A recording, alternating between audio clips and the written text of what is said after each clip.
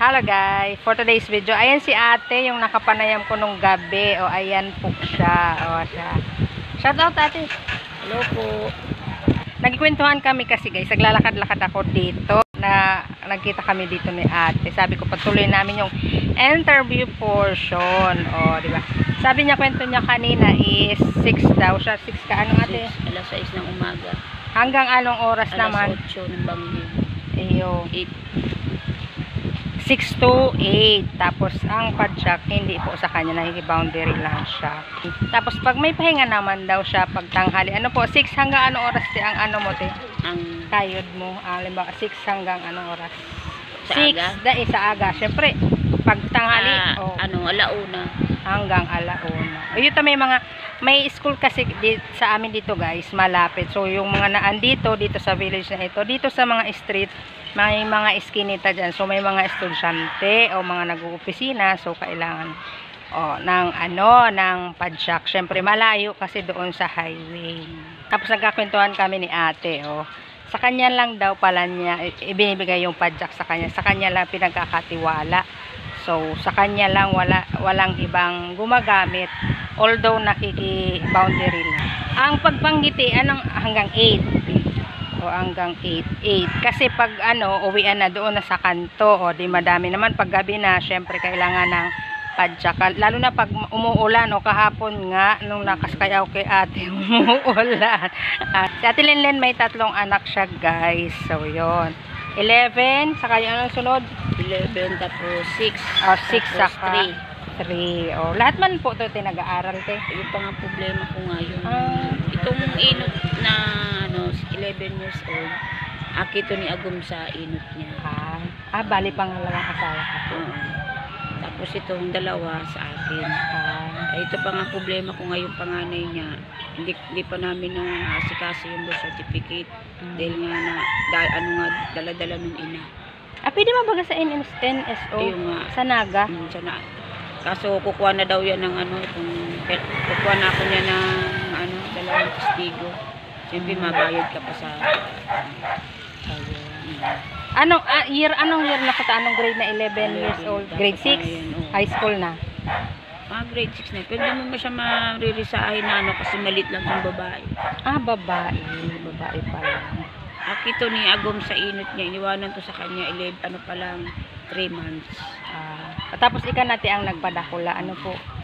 Ayun. So ika naman siguro ang kinikilala niya. Malaki naman na siya. Kaya. Pero alam niya man po. Alam naman niya na hindi niya kung ano po, pag halimbawa te, yan, kumusta naman po ang biyahe? Pag-araw ka yan, okay na. Ayos pa ng pagbabiyahe. Minsan matumal, minsan malakas man. Pero nakukuha man sa sarumbang man ng pambakal-bagas, panira. Maka-boundary ka na o ayos na. Oo. Saka ang kagandahan kasi guys, pag ganito is wala ka totaling among. Ang niya lang si pigba-boundaryan niya lang yung may-ari ng padjak. So, nasa kanya yan kung halimbawa magbiyahe siya o hindi. So, hawak niya ang oras niya kahit papaano. Ate? Kahit kahit ito yung pinili niya na trabaho o yun. So, saka ang hirap pati pag mayo pang kultur na inistaran. Nag-aarkila ka mo, te? Mayo, hindi kami nag-aarkilang. Dahil doon sa dati namin tinitirahan, pinahali na kami doon. Ngayon may tinitirahan kami dyan, kaso hindi naman yan sa amin. Parang nahirap man sa amin. Si Uncle Mario, ngayon, kami ang pinatira doon. Sa dakulang harong. Yung problema pa nga, doon sa tinitira namin harong, doon sa may wala siyang bubong. Yung kabila lang igwa, kaya ang pag umuulan, nilagyan lang ni Agum ng butas pa rin tubig pasiring dun sa hindi lang naman ang arong namin pasiring dyan po ang arong nila kasi may pasiring dyan basta wala man kaninong arong yan pa nga ang maigit na pinagpatira kayo, walang bayad, walang arkila. Kaso nga problema nga hindi nga alam ng may-ari yan. Pero alam naman ng kataid na maray nga yan tinirahan nyo kasi dati daw yan kasi maduuton.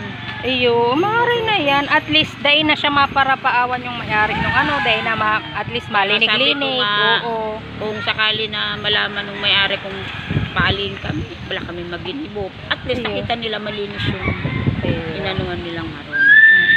Pero mas maganda ate kung magpaalam pa din kahit pa Ayun. paano. Mas Kaso- okay yun para may formality Hindi, sabi baga. naman nung kapitbahay namin, pag dumating daw yung may-ari, sila na lang daw magpapaliwan.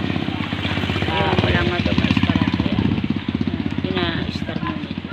Oh, as Kami long na ni Agumang naglinog dyan. Ayun. Basta Okay man siya, oo. may CR. Kaso ang problema nga, May tubig man po. walang tubig. O paano Doon ka- yung pag ano nyo? Nung kami nagsasakbo sa may sa may flowing. Sa may flowing. Sa may Manpower. Dala-dala Dala-dala namin ni Agum ni sarong iba, dalawang iba ang dinadala namin. pag-iigib. Malaba doon din. Ang kurente po, ang kurente. Wala kaming kuryente, gasera. Gasera. Oo nga pala kasi hindi man alam nung may-ari. Siyempre papaputol yung kurente saka Wala yung naman talaga tubig. matagal. Nung dumating ako dito, nahiling ko na yung harong yung talagang walang nakatira talaga. Pero ang sabi daw, yung may-ari daw niyan, burang na, pero may aki na sa ibang bansa daw. Pero hindi man daw dyan nagdadyan.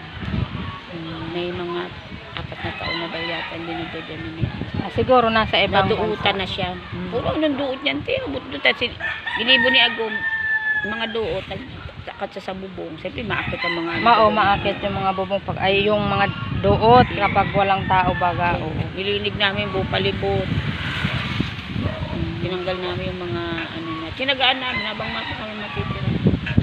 Okay, pero at least po hindi na kayo nagre-rent. Malaking bagay Kaso yun. na siya, open siya, wala na yung mga Walang gate. Wala siyang gate, tapos sa loob niya open na, wala siyang Bintana. may bintana, kaso wala na yung mga basag na gabi. Basag. Kaya ang problema namin doon, pagbanggi, malipot. Kaya ginigibo ko na lang yung kubong namin. Ginagano ko na lang sa mga pangsarag. Pangsarag.